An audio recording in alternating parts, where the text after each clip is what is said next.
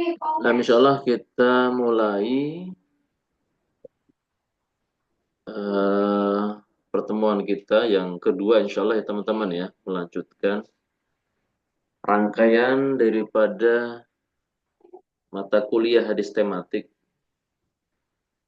Dan pada malam hari ini insya Allah kita masuk ke hadis keempat dan lima. Mudah-mudahan waktunya cukup. Dan kita memang sengaja acak ya, jadi nggak harus urut untuk membahas hadis-hadis arba'in yang ada. Tapi kita coba lihat apa yang mungkin kita butuhkan atau apa yang kira-kira ada faedah yang mungkin akan kita gali. Jadi kita acak aja karena juga judulnya hadis tematik.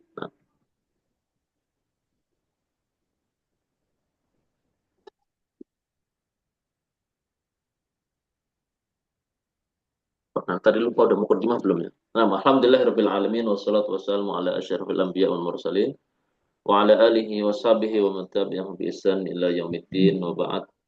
Uhayyikum bi tahiyatil Islam. Assalamualaikum warahmatullahi wabarakatuh. Nah, uh, al-haditsu ar-rabi'. Al-hadits ar-rabi'.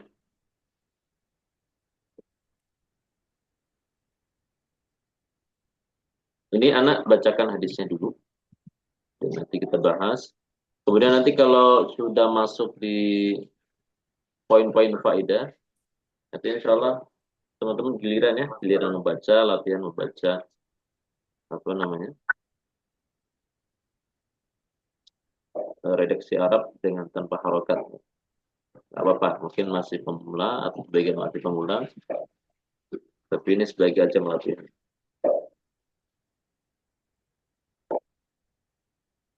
Nah, hadis Nabi SAW ini dibawakan oleh Ibnu Mas'ud an Abdullah bin Mas'udin radhiyallahu anhu qala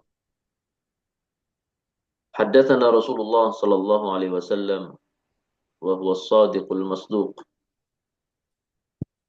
telah menceritakan kepada kami Rasulullah SAW dan dia adalah orang yang jujur lagi dibenarkan.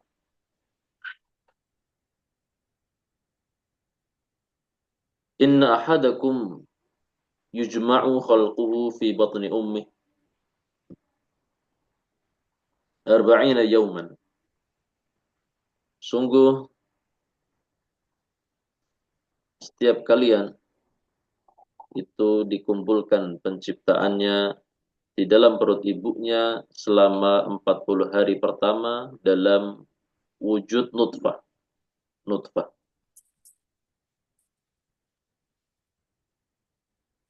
Tsumma yakunu 'alaqatan mithla dzalik. Kemudian di 40 hari kedua berubah menjadi alaqah. Nanti kita lihat ya teman-teman ya, insyaallah ya, makna daripada nutfah, alaqah dan yang lainnya. Tsumma yakunu mudghatan mithla dzalik. Kemudian 40 hari yang ketiga mulai berubah menjadi mudghah. Dan setelah 40 hari yang ketiga, jadi 40 pertama, 40 kedua, 40 ketiga, totalnya 120 hari atau 40 atau 4 bulan ya, 4 bulan. Tsumma yursalu ilaihil malak. Kemudian diutuslah malaikat kepada janin tersebut. Fayanfukhu fihi ruh. Kemudian malaikat tersebut meniupkan roh. Ya. Dan hiduplah janin tersebut. Wa yu'maru bi arba'i kalimat dan diperintahkan untuk menulis 4 perkara berkaitan dengan janin tadi yang ditiupkan ruh. Apa 4 perkara tersebut? Bikat bi rizqihi. Yang pertama dengan dituliskan jatah rizkinya. Ya, jadi gitu teman-teman ya. Rizki seorang hamba sudah tertulis ya sejak di dalam rahim seorang ibu. Bahkan sudah tertulis sejak sebelum diciptakannya langit dan bumi. Innallaha kataba maqadira al-khalaiq qabla ayyukhluqas samawati wal ard bi sab'ina bi khamsina alf, ana lupa. Pokoknya sekitar itu ya, 50.000 tahun sebelum penciptaan langit dan bumi. Atau kama qala sallallahu alaihi wasallam.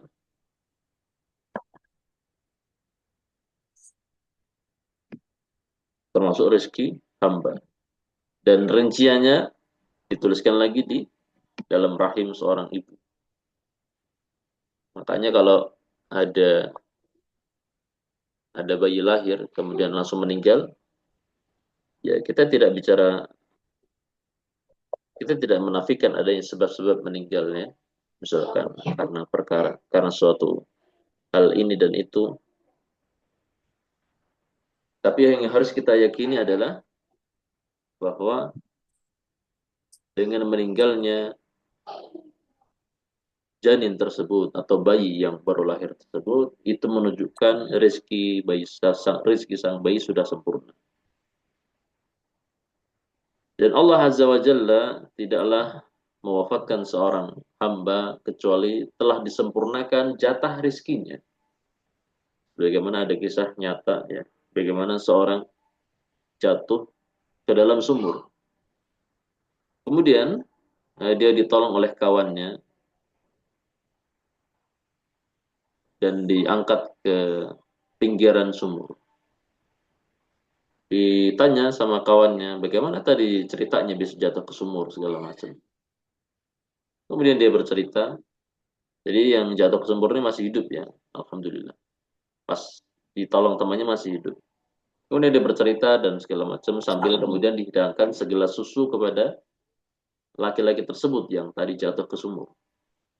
Setelah bercerita, kemudian setelah dia minum susu, Anda lupa susunya itu habis atau tidak. Kemudian setelah selesai, laki-laki tadi jatuh kembali ke sumur untuk kedua kalinya dan akhirnya meninggal. Yang ingin kita ambil faedah bahwasannya ternyata di sana masih ada jatah rizki berupa segelas susu untuk hamba tersebut. Dan ketika sudah sempurna rezekinya, baru kemudian dia meninggal. Itu yang harus diyakini oleh seorang hamba. Artinya, tidaklah meninggal seorang hamba, lan yamuta nafsun hatta yustafa rizku. Tidaklah jiwa itu meninggal, kecuali rezekinya sudah disempurnakan. Nah, dikat birizkihi, dituliskan rezekinya, wa ajali, dan juga ajalnya, wa amali, dan juga dituliskan amal-amalnya. Jadi amalan seorang hamba pun sudah tertulis. Bagaimana nanti ketika hidupnya dia ahli sholat, sudah tertulis. Bagaimana seorang hamba dia menjadi ahli sedekah, itu sudah tertulis. Dan yang lainnya. Dan yang lainnya. Menjadi ahli ibadah apa ya, itu sudah tertulis. Makanya bahkan dikatakan Allah membagikan amalan-amalan kepada para hamba sebagaimana Allah membagikan rezeki kepada mereka. Sehingga ada yang memang menjadi ahli sholat. Ya. Kita bicara selain sholat wajib ya. Mungkin si A sama si B sama-sama melaksanakan sholat wajib 5 kali. Namun ternyata si A lebih unggul dengan menjadi ahli sholat rawatib. Sholat-sholat nafilah, sholat tahajud dan yang lainnya. Beda dengan si B. Kemudian si A sama si B sama-sama menunaikan zakatnya. Zakat harta yang Allah berikan. Namun ternyata antara si A dan si B berbeda dalam masalah sedekah. Sehingga si B ternyata dia banyak melakukan sedekah nafilah, sedekah-sedekah sunnah. Sehingga dia menjadi ahli sedekah. Tidak dengan si A. Demikian seterusnya. Yang artinya kita juga meyakini bahwasanya Allah membagikan amalan-amalan kepada para hamba sebagaimana Allah membagikan rezeki yang dia bagikan kepada para hamba. Kemudian dituliskan juga wasyaqiyyun aw sa'id. nasibnya nanti dia, apakah menjadi hamba yang celaka ataukah berbahagia. Kemudian lanjut Nabi SAW dalam sabdanya, "Fawallah, maka demi Allah, alladzi la ilaha illa ghairuh, alladzi la ilaha ghairuh." Demi Allah yang tiada Tuhan yang berhak disembah selain Dia. Inna ahadakum la ya'malu bi'amali ahli jannah hatta ma yakuna bainahu wa bainaha illa dhira'. Sungguh ada seseorang di antara kalian yang dia beramal dengan amalan ahli surga. Dia terus beramal kebaikan. Hatta ma yakuna bainahu wa bainaha illa dhira'. Sampai antara dia dengan surga itu tinggal jarak 1 hasta. Saking terusnya beramal dia dengan amalan kebaikan. Fayasbiqu alihil kitab. Namun takdir mendahulinya. Fayasbiqu alihil kitab maknanya takdir mendahului hamba tersebut dalam beramal. Fayamalu bi amali ahli nar fayadkhuluha. Kemudian akhirnya hamba tersebut beramal dengan amalan penghuni neraka, kemudian dia masuk ke dalam neraka.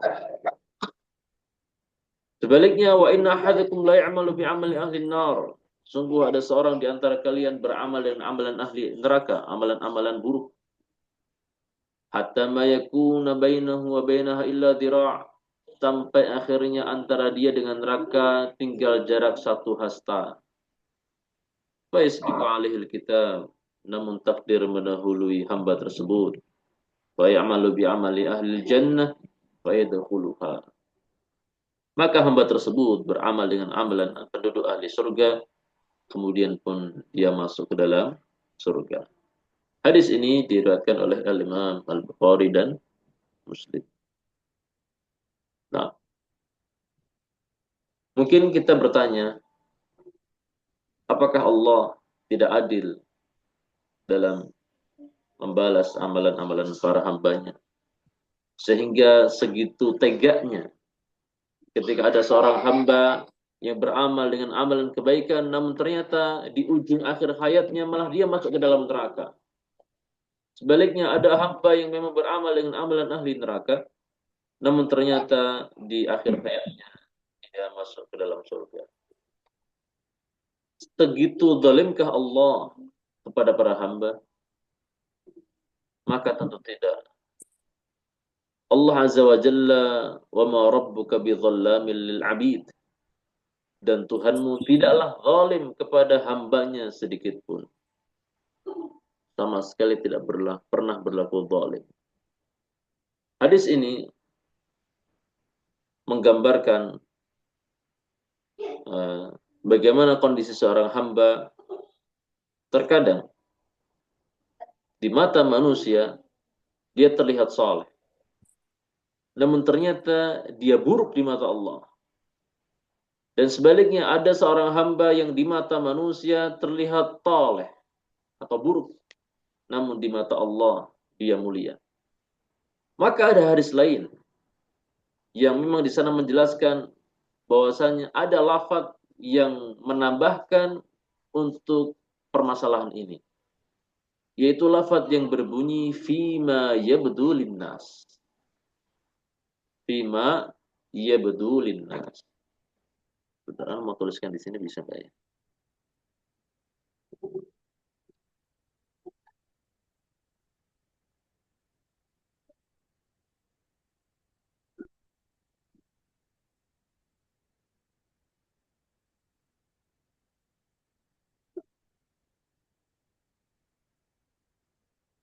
Nggak bisa. Jadi penanya dia harus dengan papan tulis khusus. Maksudnya harus beralih ke whiteboard ya. Cuma nanti kita kehilangan apa namanya tampilan diktat. Yang jelas teman-teman bisa bayangkan aja ya. Bunyinya lafadznya adalah fima ya betulin. Fima yabdulinas yang artinya apa yang tampak oleh manusia. Jadi ada hamba yang dia beramal dengan amalan kebaikan namun sebatas apa yang tampak di hadapan manusia. Dia terlihat melaksanakan sholat, dia terlihat bersedekah, dia terlihat melakukan kebaikan ini dan itu kelihatan di mata manusia. Sehingga apa yang hanya ditampakkan di hadapan manusia, namun ternyata di balik itu dia kufur kepada Allah, dia melakukan maksiat. Naudzubillah. Ya. Bisa jadi apa yang ditampakkan di hadapan manusia berupa amalan-amalan kebaikan dia niatkan hanya untuk mencari pujian manusia, hanya untuk mencari sanjungan manusia, yang artinya dia tidak ikhlas dalam beramal. Dia rajin ini dan itu, namun ternyata hanya ingin dipuji, hanya ingin disanjung, hanya ingin mendapatkan pujian manusia. Dia beramal, dia berjihad agar dikatakan pemberani, dia bersedekah agar dikatakan dermawan, jawad. Dia membaca Al-Quran agar dikatakan qari. Dia mengharapkan itu dan dia dapatkan pujian tersebut dari manusia. Sehingga amalan-amalannya ditolak oleh Allah Azza wa Jalla. Tidak ada ikhlas di dalam amal. Ya. Dan ternyata bila mana dia bersendiri dari manusia, dia durhaka kepada Allah Azza wa Jalla. Ya. Kemudian akhirnya Allah tampakkan bagaimana akhir hayatnya dia melakukan keburukan dan akhirnya masuk ke dalam neraka. Sebaliknya, bagaimana ada seorang hamba yang mungkin di hadapan manusia dia kelihatan tidak baik, kelihatan seorang yang buruk, penuh dengan dosa. Dia dianggap oleh orang-orang menjadi orang yang, wah ini orang yang bejat katanya. Orang yang tidak ada harapan akan kebaikan pada dirinya. Namun itu sebatas apa yang tampak di hadapan manusia. Dan dibalik itu semua ketika dia bersendiri dengan Allah Azza wa Jalla, dia menyesali setiap apa yang dia lakukan berupa kemaksiatan. Dia memohon ampun kepada Allah Azza wa Jalla. Kemudian dia banyak melakukan amalan-amalan yang tersembunyi berupa kebaikan-kebaikan. Jadi dia ikhlas dalam amalan tersebut. Seperti misalkan seorang hamba yang sedekah secara bersembunyi. Kemudian dia melakukan ketaatan-ketaatan sholat malam. Dan yang lainnya. Dia ikhlas dalam amalnya. Walaupun di hadapan manusia dia dianggap sebagai orang yang penuh dengan kekurangan. Banyak melakukan kemaksiatan dan seterusnya. Namun ternyata di akhir hayatnya Allah tampakkan bagaimana hamba tersebut melakukan kebaikan dan akhirnya hamba tersebut masuk ke dalam surga. Sehingga di sini kita perlu mengetahui bahwasanya amalan itu memiliki syarat untuk diterima, yaitu adalah ikhlas lillahi ta'ala. Dan Allah tidak pernah zalim terhadap hambanya. Seorang hamba yang memang dia beramal kemudian ikhlas dalam amalnya, disertai dia mutabah mengikuti tata cara yang dicontohkan oleh Nabi Shallallahu Alaihi Wasallam, pasti Allah akan menerimanya. Itu pasti. Namun kalau ternyata tidak ada ikhlas dalam amalnya, ya, tidak ada ikhlas dalam amalnya, sekalipun dia mutabah mengikuti contoh Nabi Shallallahu Alaihi Wasallam, namun kalau dia tidak ikhlas, Allah tidak zalim. Allah tidak butuh amalan tersebut. Kata Allah Azza wa Jalla dalam sebuah hadis kudusi, Ana aghna syuraka an syirki. Akulah sekutu yang paling menolak praktik kesyirikan. Allah tidak butuh riya dalam amal. Ya. Allah tidak butuh riya dalam amal. Maka apa yang ada di dalam Al-Quran, di dalam hadis-hadis Nabi Sallallahu Alaihi Wasallam berupa balasan-balasan amal soleh, itu benar adanya. Allah tidak pernah bohong. Nabi Sallallahu Alaihi Wasallam juga tidak pernah berdusta. Allah tidak pernah ingkar janji. Seluruhnya ada, balasannya ada. Cuma syaratnya ikhlas dalam beramal. Selain mutaba'ah. Bagaimana orang yang sholat dibalas dengan balasan-balasan tertentu. Bagaimana orang yang bersedekah ada balasan-balasannya. Bagaimana orang yang melakukan birrul walidain ada balasannya dan seterusnya daripada amal-amalan soleh. Sehingga hadis ini tidak menggambarkan akan kezaliman Allah, sama sekali tidak. Namun bagaimana seorang hamba terus menata hatinya agar senantiasa ikhlas dalam beramal. Nah, kemudian di sini ada ta'rif rawi, yaitu as-sahabiyul jalil Abdullah bin Mas'ud al-Hudali, kana min as-sabiqina ila al-Islam wa hajara ila al-hijratain, afan wa hajara al-hijratain ila al-Habasyah thumma ila al-Madinah. Beliau merupakan termasuk deretan orang-orang yang masuk Islam sejak atau masuk Islam di awal-awal. Dan beliau telah mengikuti hijrah 2 kali. Yang pertama, ilal Habasyah, kemudian yang kedua ilal Madinah. Syahidalah Rasulullah SAW bil jannah. Nabi SAW bersaksi untuk beliau, Abdullah bin Mas'ud, dijamin surga. Wa awsa ayyukhadal Qur'an minhu. Dan Nabi SAW berwasiat kepada umatnya agar Al-Quran salah satunya diambil dari Abdullah bin Mas'ud. Wa kana min kibari ulama'i sahabah. Beliau termasuk pembesarnya ulama sahabat. Ya, jadi sahabat pun ada ulamanya. Ya. Sahabat tidak semuanya ulama, tapi ada ulamanya sebagaimana manusia zaman sekarang. Ya. Cuman bagaimanapun generasi mereka lebih unggul dari generasi berikut-berikutnya. Walaupun berikutnya ada ulamanya, namun generasi sahabat walaupun tidak ulama, mereka lebih mulia daripada generasi setelahnya. Wa kana min kibari ulama sahabah, termasuk pembesar ulama sahabat, wa minal mukatsirina li riwayatil haditsin nabawi. Termasuk orang yang banyak meriwayatkan hadis Nabi sallallahu alaihi wasallam. Wufiya radhiyallahu anhu wa 30 min al-hijrah. Beliau meninggal di tahun 32 Hijriyah. Nah, kemudian kita melihat beberapa ma'anil kalimat yang disampaikan oleh penulis kitab terhadap hadis yang dituangkan. Nutfah, maknanya nutfah, jadi 40 pertama berupa nutfah ya. 40 pertama, penciptaan manusia diawali dengan nutfah. Nutfah itu maniyan, jadi masih berupa sperma. Wa aslun nutfah al-ma'ul qalil. Maknanya nutfah itu asalnya adalah air yang sedikit. Air yang sedikit. Ya. Kemudian alaqah maknanya adalah ad-damul jamid ghalid. Darah yang beku. Ya. Al-ghalid. Karena nggak tahu artinya ghalid. Ghalid ini kayaknya dia nyantol ya, lengket. Ya. Summiya bidzalika lita'alluqihi bima yamurru bihi. Dinamakan demikian karena dia menggantung terhadap apa yang dilalui oleh darah tersebut. Ya mungkin kalau teman-teman pernah melihat video bagaimana penciptaan manusia yang versi digital ya, versi versi itulah ya. Bagaimana darah yang beku itu dia menggantung di dinding rahim dan seterusnya. Kemudian mubghah qit'atun min laham. Ini baru nanti 40 hari ketiga berubah menjadi segumpal daging.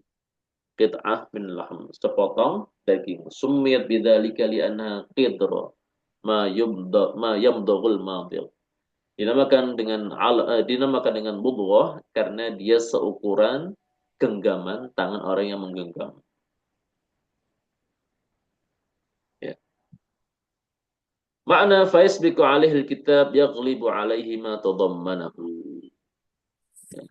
Apa yang dikandung dalam Alkitab yaitu tentang catatan-catatan takdir itu mengalahkan apa yang di mata manusia eh, tidak sesuai yang mereka bayangkan. Jadi apa yang sudah dikandung dalam takdir itu akan terjadi.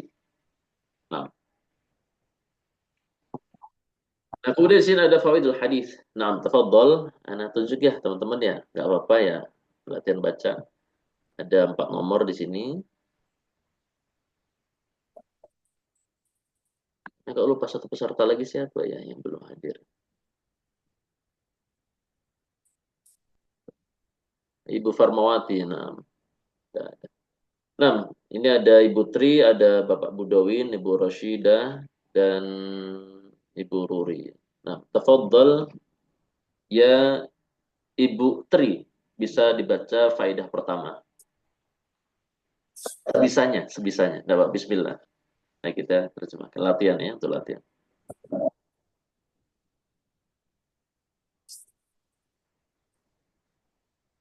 Bismillahirrahmanirrahim. Nah, Al-Hadis al al al-hasa ala ad ad-du'a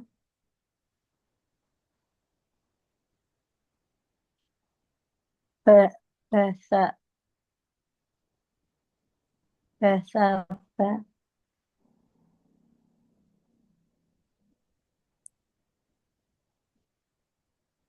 nah,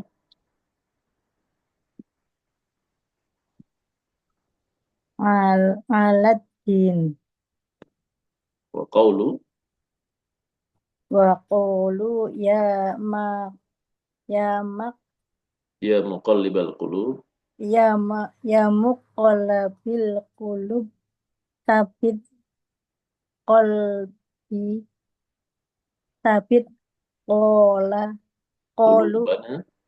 qulubana ala dinik. Nah, syukran ya Ibu Tri untuk bacaan di faedah pertama. Al-faedah al-ula al-hathu 'ala ad-du'a bis-sabat 'ala ad-din. Anjuran untuk banyak berdoa dengan doa minta ketetapan di atas Islam. Yaitu doa yang berbunyi apa? Wa qawlu ya muqallibal qulub tsabbit qulubana ala dinika. Ya. Wahai zat yang membolak-balikkan hati, tetapkanlah hati kami di atas agamamu. Insya Allah nanti anak mau sampaikan juga teman-teman ya. Nanti di sesi ujian yang di pekan 8 sama pekan 15, insya Allah untuk mata kuliah hadis tetap menggunakan bahasa Indonesia, tidak bahasa Arab. Kita fokus bahasa Indonesia dan mudah-mudahan nanti teman-teman bisa terbantu. Ya. Maka mungkin di antara usaha untuk apa namanya bisa mengikuti evaluasi di setiap sesinya, evaluasi pertama dan evaluasi kedua, diusahakan teman-teman punya catatan ya, catatan faidah dari pelajaran hadis di setiap malamnya. Kemudian hadis pertama, di pertemuan pertama membahas hadis hadis tentang niat ya. Ini hadis di pertemuan kedua kita bicara masalah hadis penciptaan manusia dan nasib manusia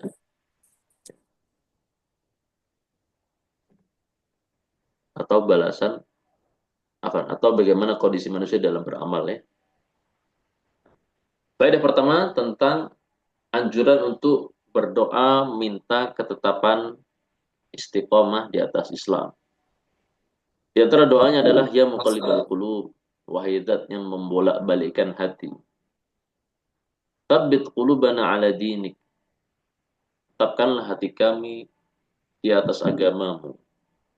Ini salah satu doa dan banyak doa-doa yang lain ya. Nah, kemudian yang kedua al-faidah ats-tsaniyah, tafadhal ya Bapak Budawin. Al-faidah ats-tsaniyah. Nah, Ya, Pak Ustaz. Al-khasu alal isti'adzati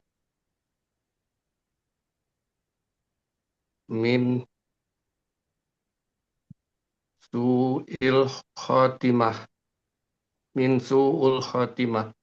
nah, al-hasu 'alal isti'adati min su'il khatimah.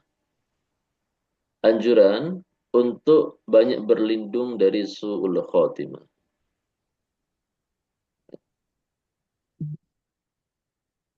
Karena kita tidak tahu nasib daripada akhir hidup kita. Maka di sana ada anjuran untuk kita banyak-banyak berlindung kepada Allah dari akhir kehidupan yang buruk, su'ul khatimah. Nah, eh, memang perkara husnul khotimah dan su'ul khotimah itu hanya menjadi apa yang kelihatan oleh mata manusia. Namun menentukan nasib di akhirat itu adalah apa namanya ya, prerogatif atau apa istilahnya. Jadi itu adalah hak istimewanya Allah Azza wa Jalla.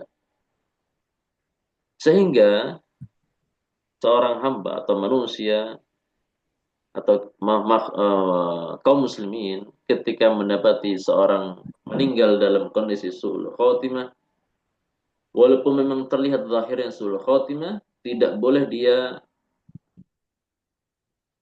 mencap hamba tersebut yang meninggal dalam su'ul khotimah dikatakan sebagai penduduk neraka. Tidak boleh. Misal, ada contoh.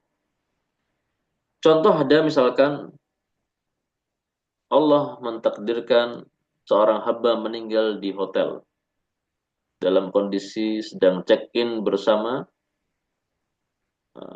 pasangannya, lawan jenisnya, dan ternyata bukan pasangan suami istri misalkan. Kemudian Allah takdirkan salah satunya meninggal atau mungkin dua-duanya. Dan diketahui bahwasanya dua orang tersebut adalah muslim. Zahirnya terlihat mereka meninggal dalam kondisi su'ul khotimah. Namun bagi kaum muslimin yang menyaksikan perkara tersebut tidak boleh apa namanya ya, mencap fulan tersebut yang meninggal dalam kondisi bermaksiat pasti masuk neraka. Atau bahkan yang lebih parah dikatakan menjadi ahli neraka. Ini tidak boleh. Karena menentukan balasan bagi hamba atas amalan-amal yang dilakukan di dunia adalah hak Allah Azza wa Jalla semata. Terlebih kalau ternyata dia seorang muslim. Seorang muslim yang memang dia mentauhidkan Allah Azza wa Jalla, dia beriman kepada Allah dan hari akhirat.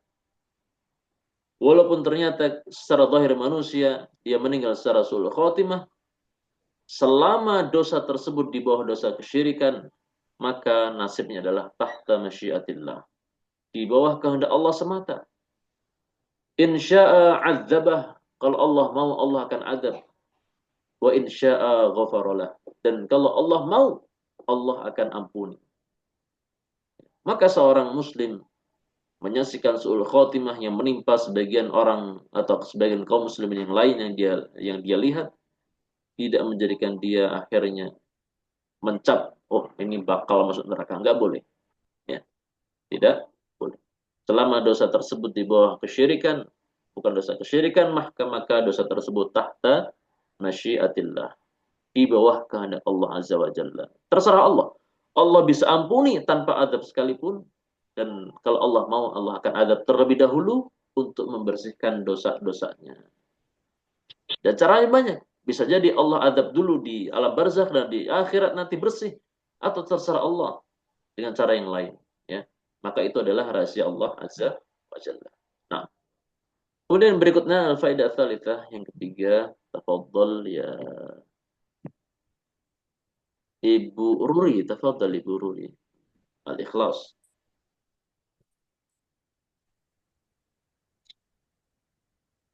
Al-ikhlasullahu wa amali ta'ati fi sirri min asbabi husnul khotimah.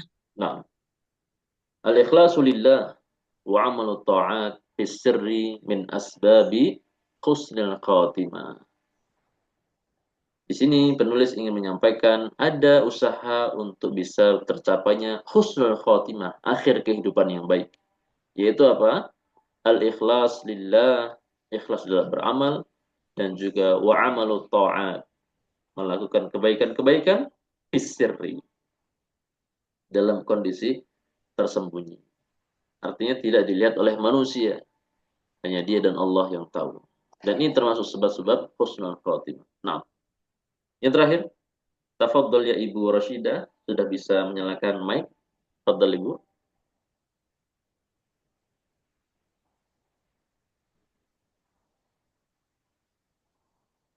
Atau masih belum berhasil?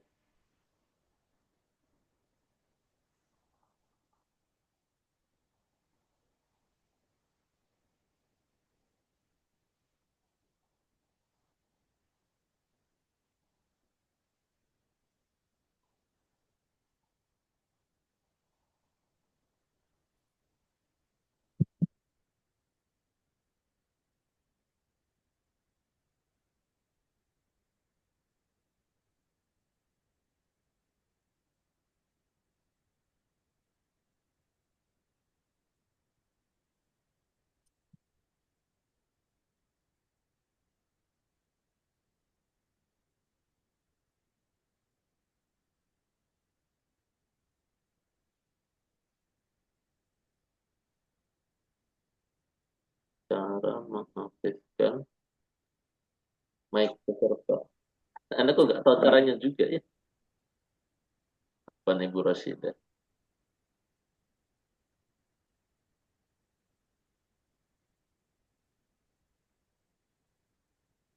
Ini belum berhasil ya. Tafadhal, Bapak Budawin mungkin bisa membaca yang faedah terakhir, Pak. Mudah-mudahan suatu saat Anda bisa coba nih, nyala matikan untuk mic peserta ya, biar gampang nanti. Fadhal, Pak Budawin. Dzunubus sirri min asbabi su'ul khatimah.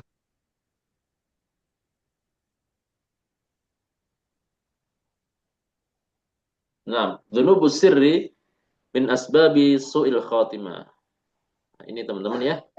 Dosa-dosa yang dilakukan secara sembunyi ini merupakan di antara sebab-sebab su'ul khatimah. Namun bukan di sini berarti seorang kalau berdosa harus terang-terangan, nggak boleh. Ya, tetap bukan seperti itu pemahamannya ya. Tapi di sini merupakan di antara sebab su'ul khatimah dosa yang dilakukan secara sembunyi-sembunyi. Nah,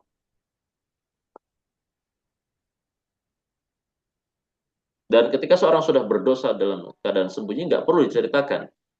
Cukup dia bertobat kepada Allah Azza wa Jalla dan menyesali perbuatannya. Nah,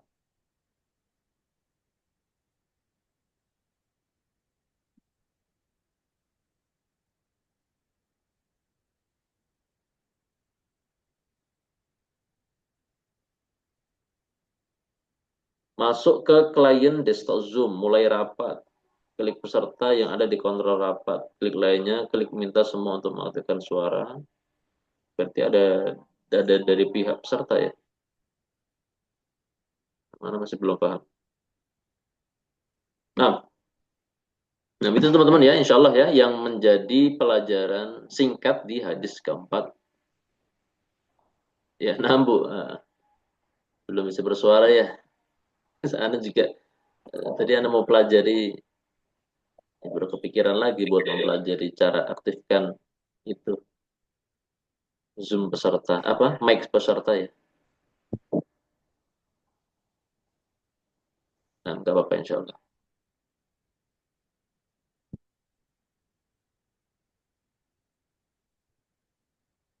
Nah, kemudian kita masuk ke hadis kelima.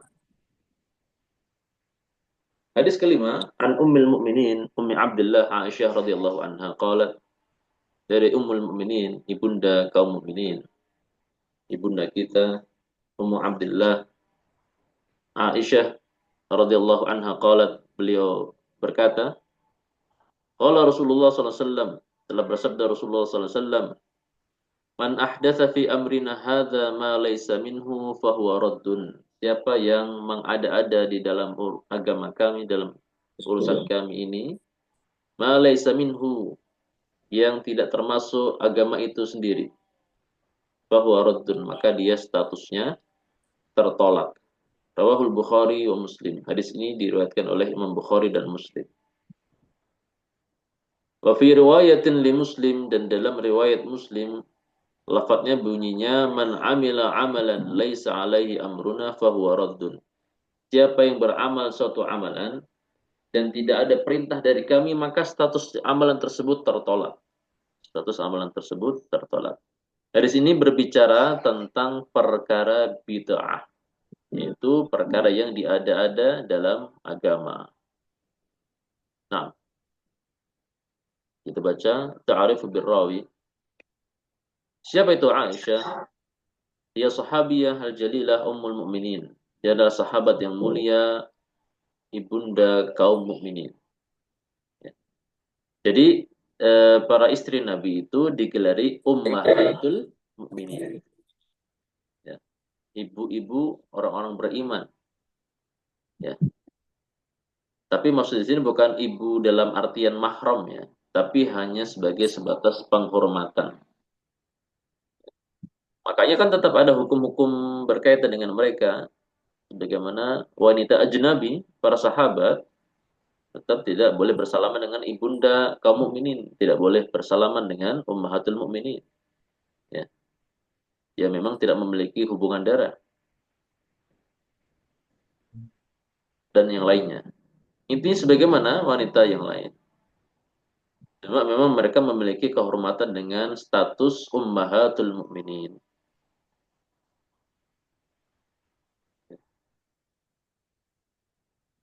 Kemudian siapa namanya? Aisyah bintu Abi Bakar As-Siddiq radhiyallahu anha. Namanya Aisyah, putrinya Abu Bakar As-Siddiq.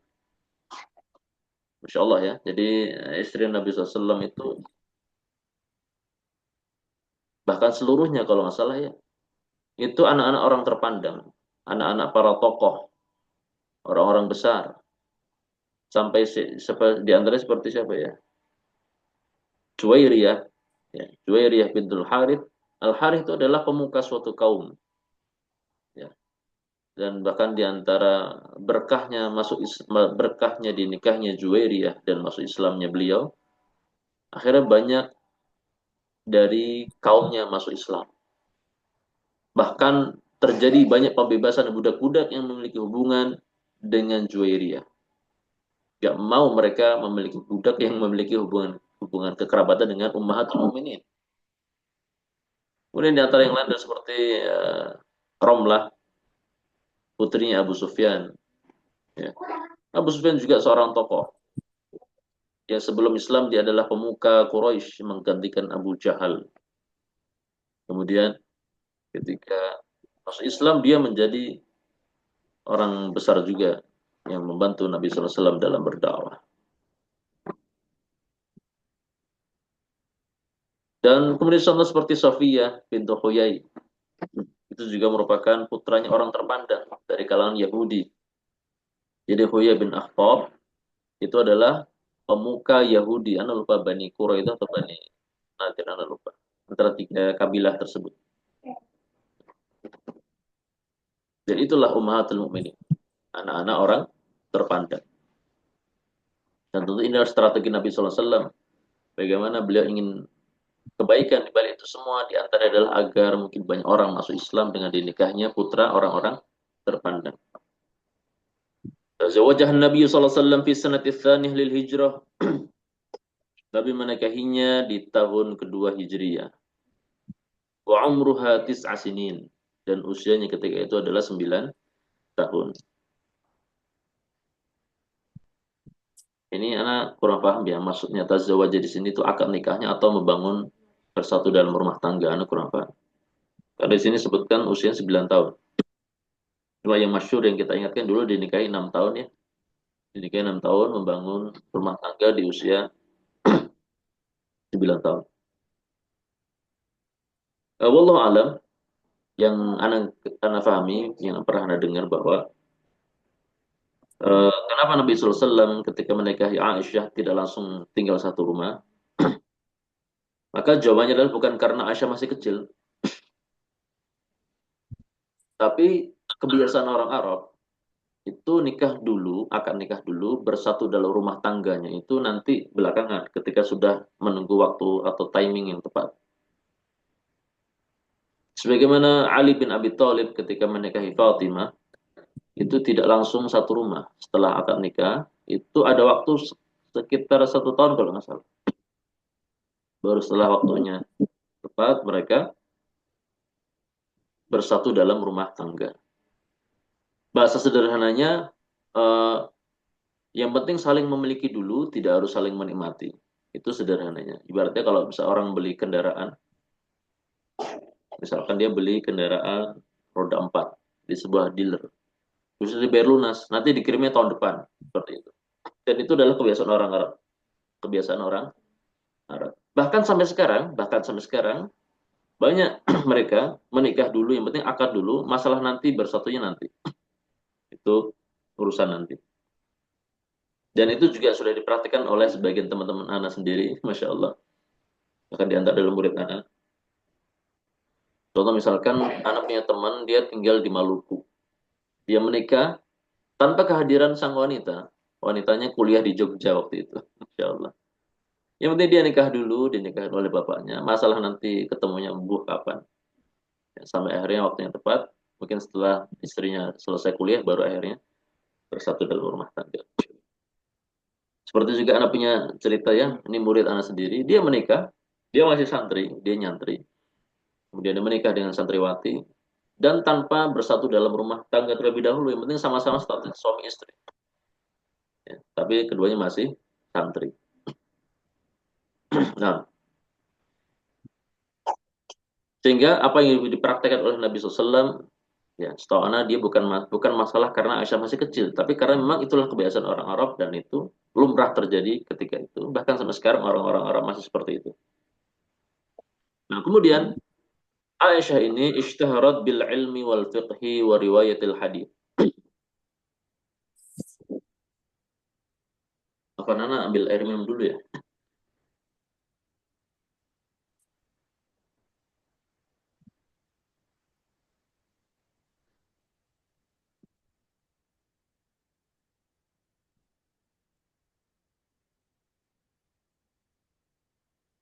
Aisyah ini terkenal dengan keilmuannya dan kefakihannya dan juga periwayatan hadisnya.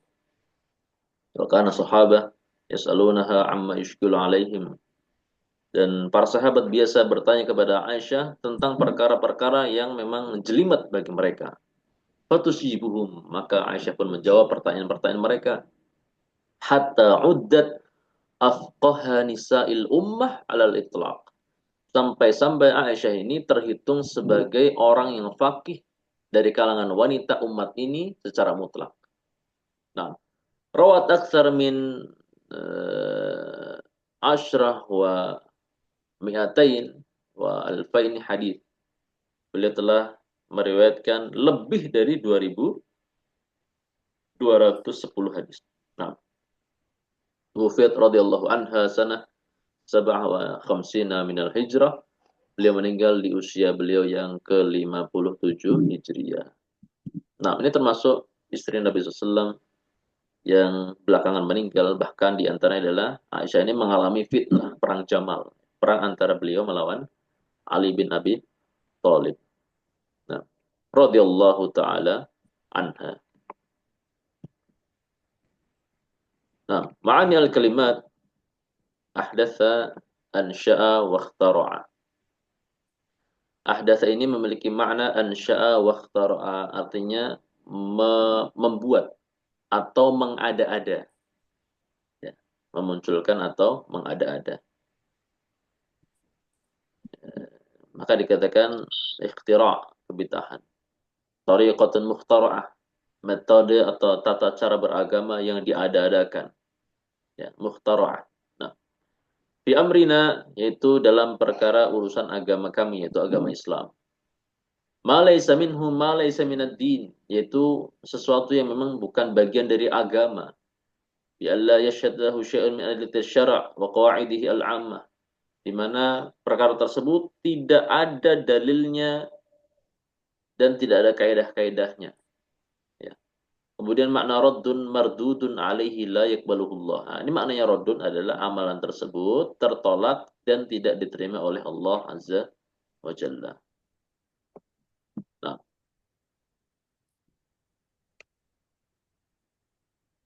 nah, kita masuk kepada fawaidul hadis. Faedah-faedah hadis. Kita latihan baca lagi teman-teman ya. Tidak apa-apa ya. Buat membiasakan lidah kita dengan redaksi-redaksi Arab. Tidak apa-apa. Kita walaupun masih terbata-bata dan itu bukan masalah karena kita tahap belajar. Nam tafadhal al-faidah al-ula Ibu Tri, tafadhal. Al-bid'atu hiya Al-bi'atu hiya ta hiya ta hi at-ta'abbudu at-ta'budullah lillahi ta'ala lillahi lillahi ta'ala bima lam yashra'hu lam yasra'ahullahu walam yak walam yaf'ala wa lam yaf'alhu an-nabiyyu sallallahu alaihi wasallam walam yaf'ala hun nabi sallallahu alaihi wasallam al wala khulafa khulaf al khulafa'ir al khulafa'ir rasidun. Nah, syukran Ibu Trina. Al-bid'ah, apa itu bid'ah? Bid'ah adalah hiya at-ta'abbudu lillahi ta'ala. Beribadah kepada Allah Ta'ala. Bima lam yashra'hu Allah.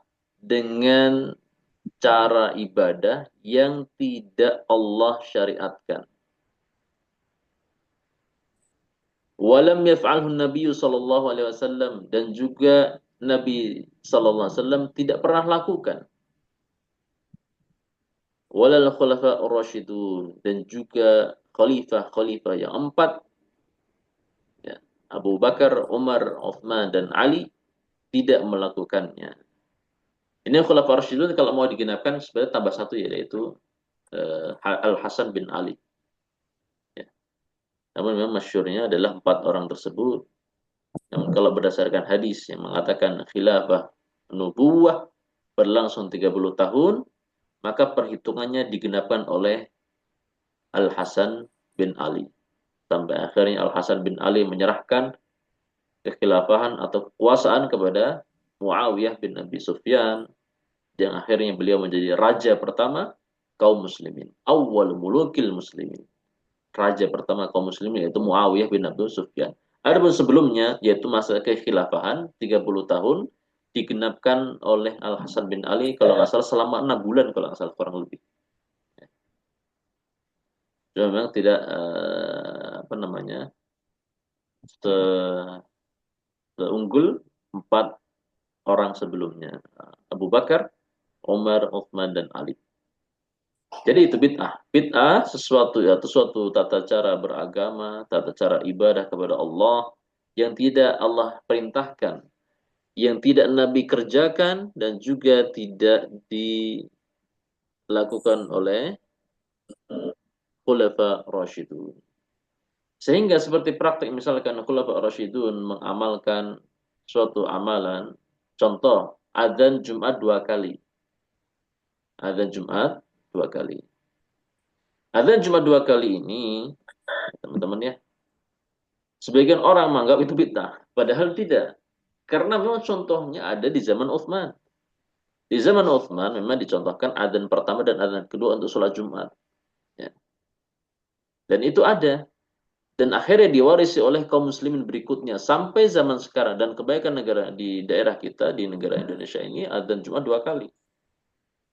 Maka seperti itu tidak dikatakan bid'ah karena memang contohnya ada di Utsman. Contohnya ada di masa khilafah Utsman. Walaupun memang dalam tata caranya tidak persis dengan seperti zaman Utsman. Kalau di zaman Utsman itu adzan pertamanya itu betul-betul untuk mengingatkan manusia bahwa hari tersebut adalah hari Jumat. Dan itu adanya dikumandangkan bukan mepet sama waktu duhur. Bukan mepet sama waktu sholat Jumat. Tapi jauh sebelum datang waktu sholat Jumat. Ya, misalkan jam 10-an atau jam berapa. Dan itu dikumandangkan di pasar-pasar, dan di tempat-tempat keramaian, tempat-tempat manusia berkumpul. Agar mereka ingat kalau ini hari Jumat. Ya. Apalagi kan dulu nggak ada jam. Baru setelah manusia masuk berkumpul ke dalam masjid, akhirnya mereka setelah khotib naik mimbar dan salam, baru kemudian dilakukan adzan yang kedua. Praktek nyatanya seperti itu dulu. Cuman kalau sekarang ya adzan pertamanya sama adzan keduanya mepet. Ya paling diselingi dengan pengumuman-pengumuman dan yang lainnya. Tapi kita tidak bisa membid'ahkan perkara tersebut karena memang ada contohnya dari Khalifah Utsman bin Affan. Nah, kemudian yang kedua, tafadhal ya Bapak Budawin, al-amalu.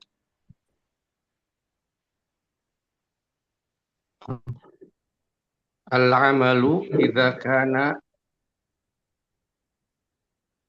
mubtada'an fahuwa batilu batilun batilu mardudu La yaqbalullah. la la yaqbalahullahu ta'ala. Nah, sebuah amalan bila ternyata dia adalah amalan yang mubtada'an.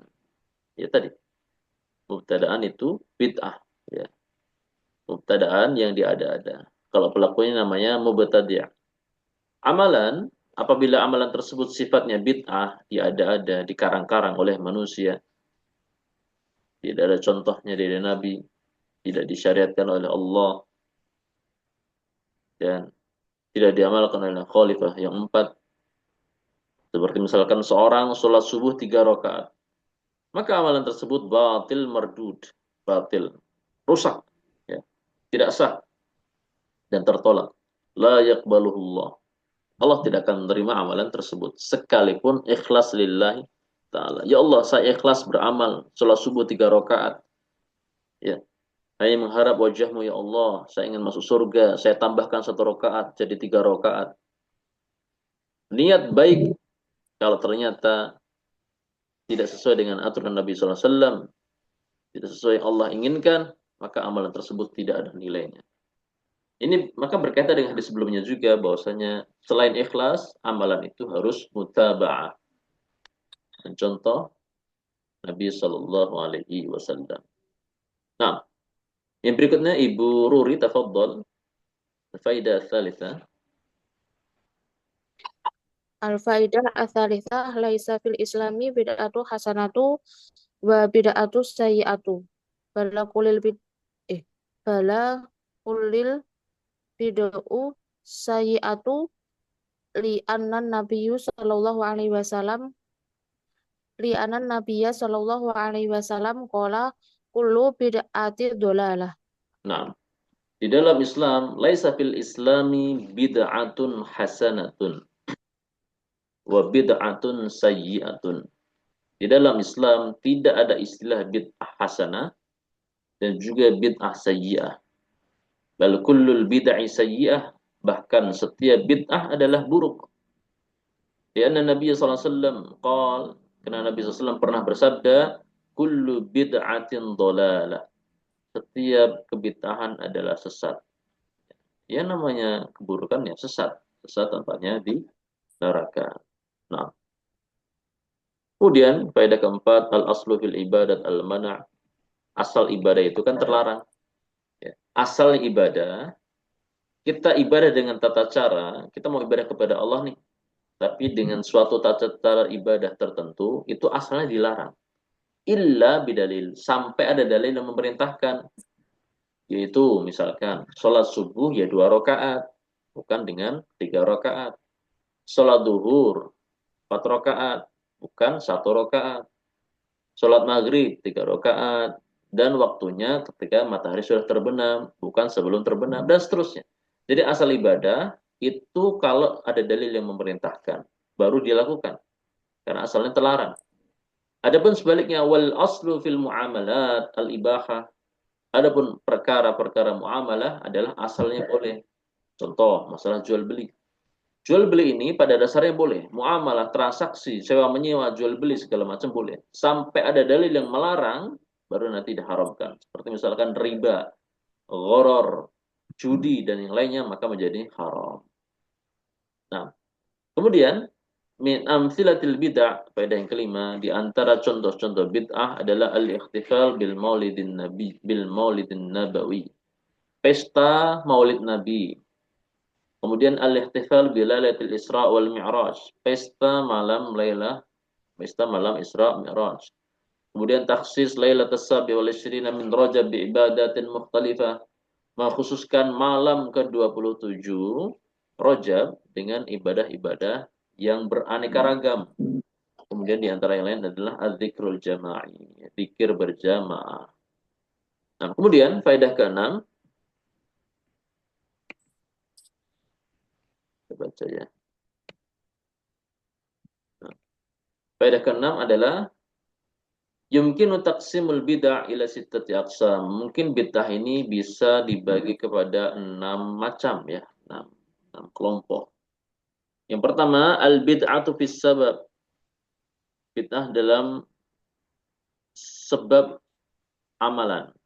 Wa hiya ay ta'abbadal insan ibadatan yuqrinha bisababin ghairi syar'i. Yaitu seorang beribadah dengan ibadah yang dia kaitkan dengan sebab yang bukan syar'i. Contohnya, ihya lailatas sabi wal isyrina min Rajab bitahajjud was shalah. Menghidupkan malam 27 Rajab dengan sholat tahajud dan yang lainnya. Maka fatahajud fil asli ibadah masyru'ah. Pada asalnya tahajud itu ibadah yang disyariatkan. Wa minal laili fatahajjad bihi nafilah. Lakin lamma iktarana bisababin ghairi thabit wa huwa lailatus sabi wal ishrin. Namun kalau ternyata dikaitkan dengan sebab yang tidak datang dari agama ini seperti misalkan malam 27 Rajab, maka amalan tersebut asbahal amalu bid'atan. Amalan tersebut menjadi bid'ah. Pada asalnya salat tahajud itu disyariatkan, namun kalau dikhususkan dengan malam-malam tertentu yang dikarang-karang, maka akhirnya tahajudnya menjadi bid'ah. Yang kedua, atsani al-bid'atu fil jins. Bid'ah dalam jenisnya. Misaluha ayyudahhi rajulun bi faras. Seperti seseorang misalkan berkurban di Idul Adha tidak dengan sapi, kambing maupun domba misalkan. Tidak dengan onta. Namun dia berkorban dengan menggunakan kuda.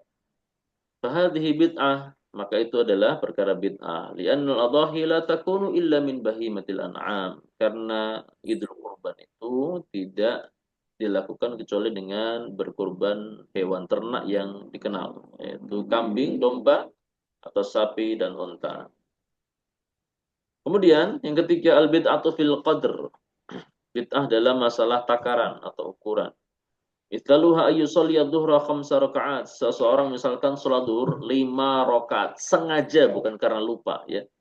Maka itu bid'ah. Tidak boleh. Kemudian yang keempat, ar-rabi al-bid'atu fil kaifiyah, bid'ah dalam tata cara. Mithal wa ayyughayyir tartib arkanus shalah, seperti seseorang merubah urutan rukun-rukun salat. Fa yabda'u bit tasyahhud tsumma yaqra'ul Fatihah. Di mana dia memulainya dengan tasyahud kemudian dia membaca Al-Fatihah.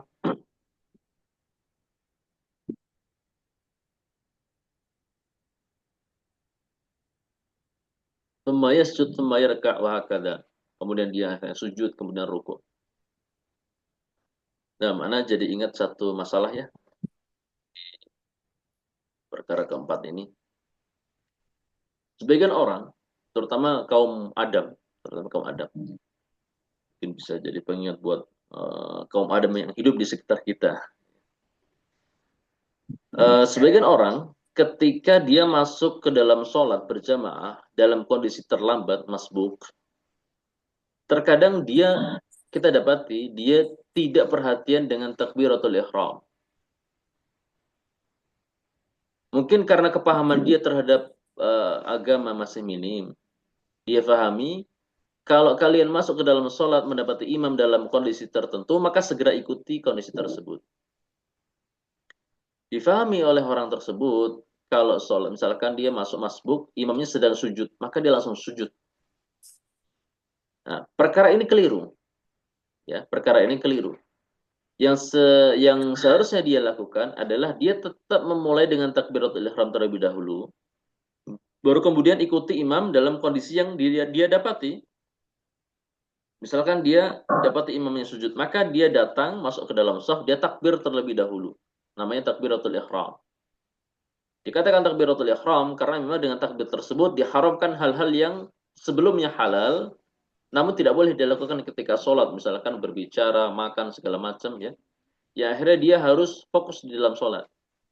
Dan dikatakan masuk dalam sholat ketika sudah takbiratul ihram. Artinya masuk dalam arti dia sedang sholat ketika sudah takbiratul ihram. Nah, ketika sudah takbiratul ihram, baru dia ikut imam. Misalkan imamnya sedang sujud, dia langsung sujud.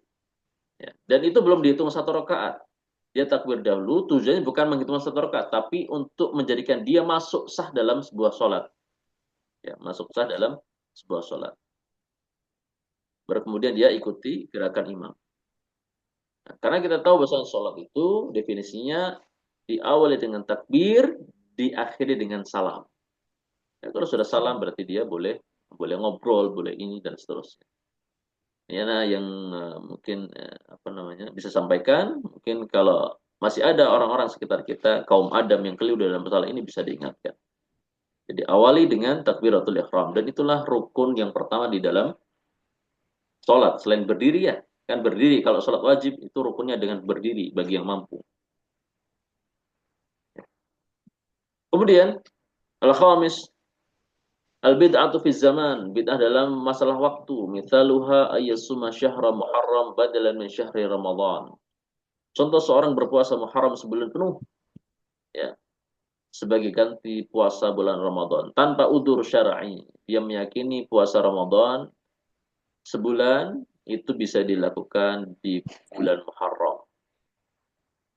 Aw yahujja fi ayyi syahrin ghairi syahri Dzulhijjah, atau dia berhaji di semua bulan atau bulan yang dia kehendaki selain bulan Dzulhijjah. Misalkan haji di bulan Safar. Nah, ini nggak bisa haji di bulan Dzulhijjah. Kemudian as-sadis al-bid'atu fil makan, bid'ah dalam masalah tempat, misaluha ayya'takifa fi ghairil masjid, beriktikaf di selain masjid. Misalkan beriktikaf di mall, beriktikaf di kuburan. Nah, ini bukan iktikaf namanya. Iktikaf itu tempatnya di masjid. Bahkan sebagian ulama mensyaratkan masjid yang dijadikan iktikaf haruslah masjid yang di situ ada Jumatannya, ada sholat Jumatnya. Ya. Sampai ketatnya masalah iktikaf. Karena kalau musola saja untuk iktikaf, nanti kalau dia Jumatan harus keluar, batal iktikafnya. Seperti itu. Nah itulah teman-teman ya, apa yang dapat kita bahas pada malam hari ini terkait faedah hadis keempat dan kelima. Alhamdulillah, mudah-mudahan bermanfaat. Nah, Ana lupa, Ana baru ingat apa? Bukan lupa, baru kepikiran. Karena kita metode hadis tematik ya teman-teman ya. Jadi insya Allah nanti setiap, dan memang Ana belum susun silabus ya, karena tematik jadi acak. Mungkin nanti setiap sebelum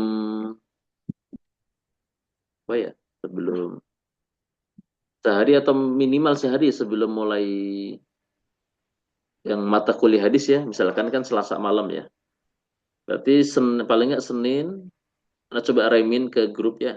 Anda remin ke grup, ingatkan untuk Selasa pekan tersebut kita membahas hadis yang mana.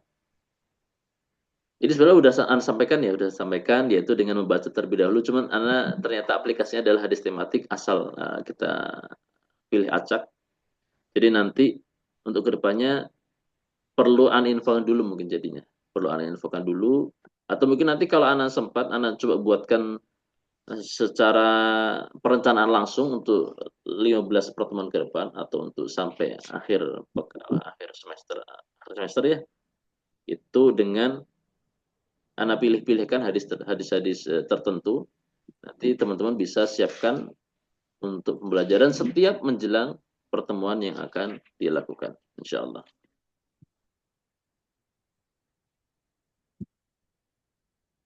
Nah, mudah-mudahan bermanfaat ya teman-teman ya. Dan karena sudah menunjukkan pukul 9 lebih, dan kita butuh istirahat ya.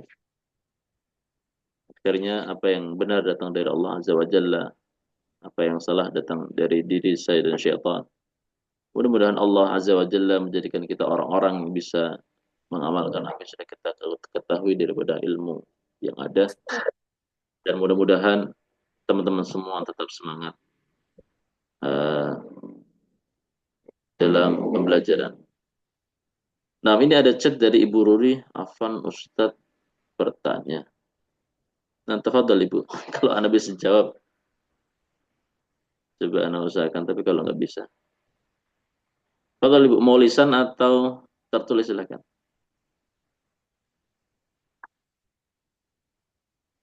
Tadi jenis bid'ah yang terakhir apa ya? Nah, bid'ah yang terakhir tadi dalam masalah tempat Ibu. Dalam masalah tempat. Contoh, i'tikaf. I'tikaf itu ibadah yang disyariatkan dan dia tempatnya harus di masjid. Namun kalau ternyata itikafnya tidak di masjid, seperti misalkan di mall atau di kuburan, maka bukan disebut itikaf. Walaupun dia di situ dia ngaji, sholat, tapi tempatnya bukan di masjid, maka tidak dia katakan itikaf. Bahkan sebagian ulama mengatakan masjid yang digunakan itikaf harus masjid yang memang di situ ada sholat Jumat. Ya, berarti ini kan untuk laki-laki ya. Mungkin kalau perempuan bisa itikaf di musola ya, tidak mengapa karena dia tidak ada kewajiban Jumat. Ya, jadi masalah tempat. Nah, atau misalkan berhaji bukan di Masjidil Haram, tapi misalkan di mana? Misalkan di Masjid Nabawi, ini bukan haji namanya, ya. Beda dalam masalah tempat. Nah, ada lagi? Tanya lagi Ustadz di luar tema. Mudah-mudahan bisa. Tafadhol, silahkan Ibu. Afan Ustadz, saya kan pernah mendengar bahwa salah satu waktu mustajabah untuk berdoa itu kan antara azan dan iqomah. Apakah ini dibatasi khusus bagi orang yang berjamaah di masjid atau kita yang mendengarkan bisa langsung berdoa di tempat yang eh, di tempat kita Di saat mana aja? mendengarkan itu Ustadz? Nah,